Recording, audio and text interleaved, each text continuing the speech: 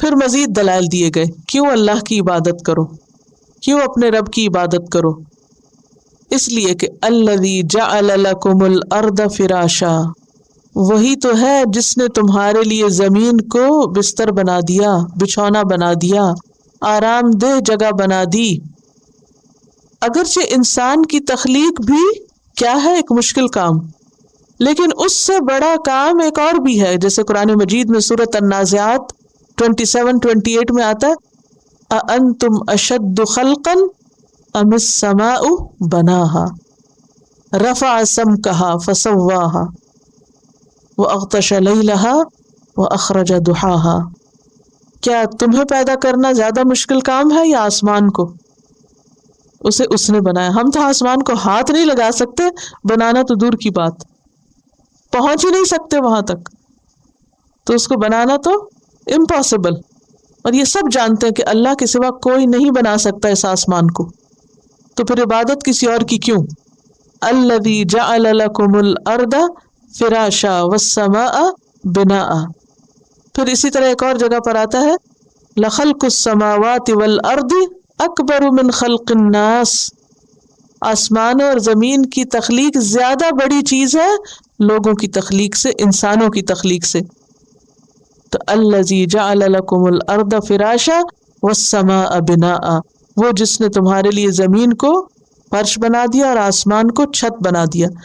ایک اور آیت میں آتا ہے الم نجعل الارض مہادا، کیا ہم نے زمین کو مہاد نہیں بنا دیا، ایک جھولے کی طرح نہیں بنا دیا، ایک پنگوڑا نہیں بنا دیا کہ جو تمہیں لے کے چل بھی رہی ہے اور تم آرام سے سوئے ہوئے اس میں سب کام کر رہے ہو۔ اور آسمان کو ایک پروٹیکشن کی چیز، کیونکہ چھت انسان کو کیا فیلنگ دیتی؟ پروٹیکشن۔ اگر آپ تھوڑی دیر کے لیے سوچئے کہ آسمان کا نیلا رنگ نظر نہ آئے اور صرف اوپر آسمان پہ گیس سی اور غبار سا نظر آئے تو کیسا دل گھبراتا ہے؟ کبھی ایسا ہوتا ہے نا، دھند چھائی بھی ہوتی ہے۔ اگر آپ صبح اٹھیں، کھڑکی کھولیں اور باہر آسمان نظر نہ آئے، دھند نظر آئے تو کیا فیلنگ ہوتی؟ گھبراہٹ سے شروع ہو جاتی ہے نا۔ سوچیں اگر روز ہی ایسا منظر ہوتا پھر، اور رات کو بھی اسی طرح اگر ستارے نظر آتے ہیں یا چاند نظر آتا ہے تو دل کھل جاتا ہے، لیکن اگر کچھ نظر نہ آئے اور اندھیری سی رات ہو، شدید گھبراہٹ ہو جاتی۔ تو اللہ سبحانہ وتعالی خاص طور پر دو نعمتیں جو ہر وقت ہم دیکھتے ہیں، محسوس کرتے ہیں، زمین اور آسمان کی، ان کی طرف متوجہ فرما رہے ہیں۔ دیکھو جس نے تمہارے لیے زمین کو فرش بنا دیا، سپریڈ کر دیا، اور آسمان کو چھت بنا دیا۔ اور ایک اور آیت میں اس کی مزید وضاحت ہوتی ہے وَبَنَيْنَا فَوْقَكُمْ سَبْعًا شِدَادًا، تمہارے اوپر ہم نے 7 مضبوط تہیں بنائیں۔ اور ایک اور جگہ پر آتا ہے وَجَعَلْنَا السَّمَاءَ سَقْفًا مَحْفُوظًا، ہم نے آسمان کو محفوظ چھت بنایا، پروٹیکٹڈ، تمہیں پروٹیکشن دے رہا ہے۔ ورنہ آسمان پر اتنا کچھ ہے، اتنے ستارے سیارے، اور وہ گرتے بھی ہیں۔ اگر زمین اور آسمان کے درمیان حفاظت کی دیوار نہ ہوتی تو وہ ساری چیزیں آ کے ہم سے ٹکراتی اور زندگی باقی نہ رہتی۔ تو اللہ تعالیٰ ان تمام چیزوں کی طرف متوجہ فرما رہے ہیں ہمیں، تاکہ ہم اللہ کی عبادت کی طرف مائل ہوں۔ وَأَنزَلَ، اور اس نے اتارا، مِنَ السَّمَاءِ، آسمان سے، ماءً، پانی۔ اب یہاں سما سے مراد وہ دور کا آسمان نہیں، اس سے مراد آسمان اور زمین کے درمیان کی بلندی کی جگہ ہے۔ جیسے ایک اور جگہ پر آتا نا وَالسَّحَابِ الْمُسَخَّرِ بَيْنَ السَّمَاءِ وَالْأَرْضِ، کہ وہ بادل جو آسمان اور زمین کے درمیان مسخر ہے، یعنی یہاں مراد کیا ہے؟ بادل، بادلوں سے پانی برسایا۔ فَأَخْرَجَ بِهِ، پھر نکالا اس کے ذریعے، کس کے ذریعے؟ پانی کے ذریعے، کیا؟ من الثمرات، پھلوں میں سے، رزقاً، رزق، لکم، تمہارے لیے، یعنی پھلوں کی شکل میں تمہارے لیے رزق نکالا، تو تم کیا کرو؟ فلا تجعلوا، نہ تم بناؤ، للہ، اللہ کے لیے، اندادن، کوئی مد مقابل، کوئی شریک، اللہ کے مقابلے میں کسی اور کو معبود مت بناؤ، کسی اور کی عبادت نہ کرو۔ وَأَنْتُمْ تَعْلَمُونَ، حالانکہ تم جانتے ہو، کیا جانتے ہو؟ کہ زمین اللہ نے بنائی، آسمان اللہ نے بنایا، بارش اللہ نے برسائی، زمین سے پھل اللہ نے نکالے، سارا رزق اللہ نے دیا. سب مانتے ہیں نا؟ کوئی مومن ہو، کافر ہو، مشرک ہو، منافق، سب یہی کہتے ہیں یا نہیں کہتے؟ سب یہ کہتے ہیں کہ ہاں وہی ہے جس نے یہ سب کچھ کیا، کسی انسان نے نہیں کیا. تو جب یہ سارے کام اس کے ہیں تو پھر عبادت بھی اسی کی. ایاک نعبد، کیوں ایاک نعبد؟ کیونکہ یہ سارا کچھ اس نے ہمیں عطا کیا ہے. اب دیکھیے کہ اس آیت سے کیا کیا باتیں ہمیں پتہ چلتی ہیں. پہلی بات یہ پتہ چلتی ہے کہ اللہ نے ہم پر بہت احسان کیے. اس کے احسان سب سے زیادہ ہیں ہم پر، جن میں سے سب سے پہلا احسان ہماری تخلیق. ہم اپنے جسم کے بال بال کے لیے اپنے رب کے احسان مند ہیں. اگر وہ ہمارے سر پہ بال نہ اگاتا تو کوئی اور اگا نہیں سکتا. اگر وہ ہمارا ناک نہ بناتا تو کوئی اور یہاں ناک نہ لگا کے دیتا. وہ سننے کی طاقت نہ دیتا تو ہم سن نہیں سکتے، وہ پاؤں نہ دیتا تو چل نہیں سکتے. تو یہ سب سے پہلا احسان ہے اس کا ہم پر. دوسرا احسان یہ ہے کہ اس نے جس زمین پر ہمیں اتارا وہ زمین ایک بستر کی طرح ہے. جیسے بستر سے کیا کیا چیزیں ملتی ہیں ہم کو؟ آرام ملتا ہے، بستر نرم ہوتا ہے، اور بستر باعث سکون ہوتا ہے.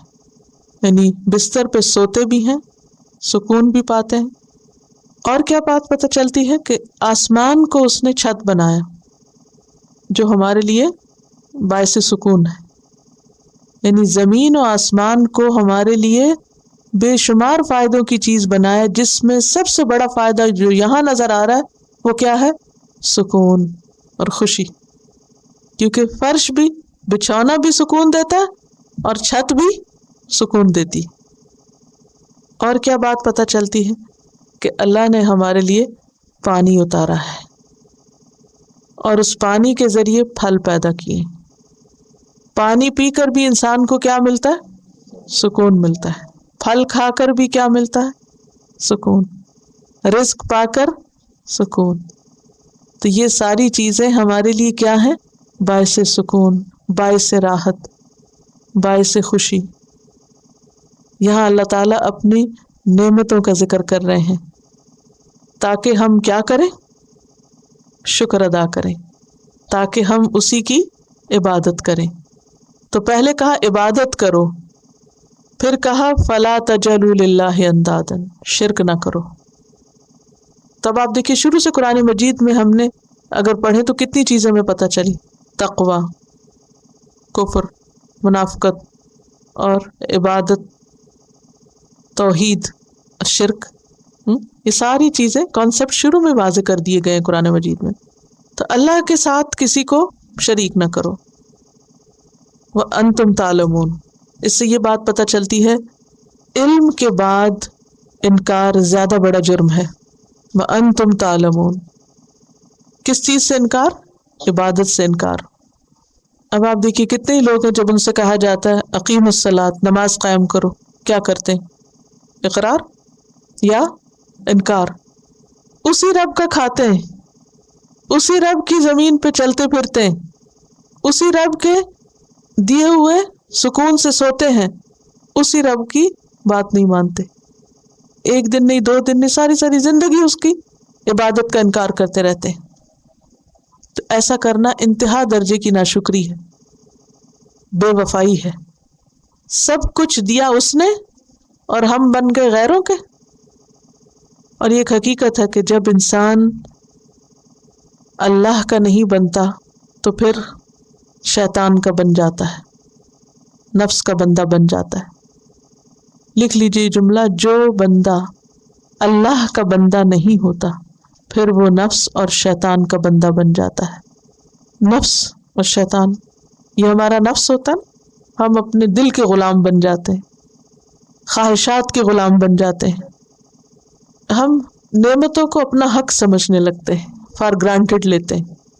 سو واٹ، اگر ہے تو ہے، احسان بھول جاتے ہیں.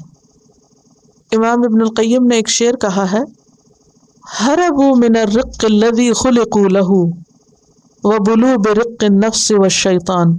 لوگ اللہ کی غلامی سے بھاگے، اللہ کے بندے نہیں بننا چاہے، تو وہ نفس اور شیطان کی بندگی کی آزمائش میں پڑ گئے. پھر ان کا نفس انہیں جدھر چاہتا ہے لے جاتا ہے، پھر اس نفس کی خواہشیں پوری کرنے کے لیے مارے مارے پھرتے ہیں، تھکتے ہیں تکاتے ہیں لیکن کہیں چین نہیں پاتے. آپ دیکھیے کہ اللہ کا بندہ بننے میں نتیجہ کیا نکلتا ہے کہ انسان کے اندر سکون آتا ہے، انسان کو اللہ کی مدد حاصل ہوتی ہے، تقوی ملتا ہے نا. اللہ کی عبادت کا نتیجہ کیا ہے؟ تقوی. اور تقوی کا فائدہ کیا ہے؟ اللہ کی مدد اور جنت.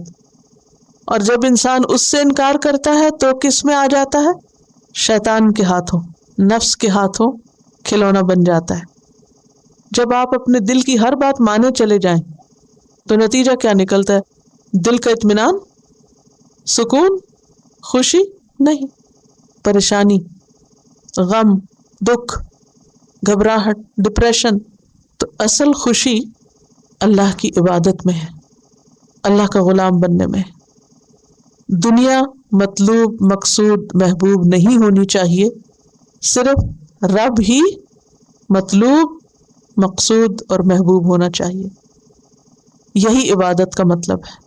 الذي جعل لكم الأرض فراشا والسماء بناء وأنزل من السماء ماء فأخرج به من الثمرات رزقا لكم فلا تجعلوا لله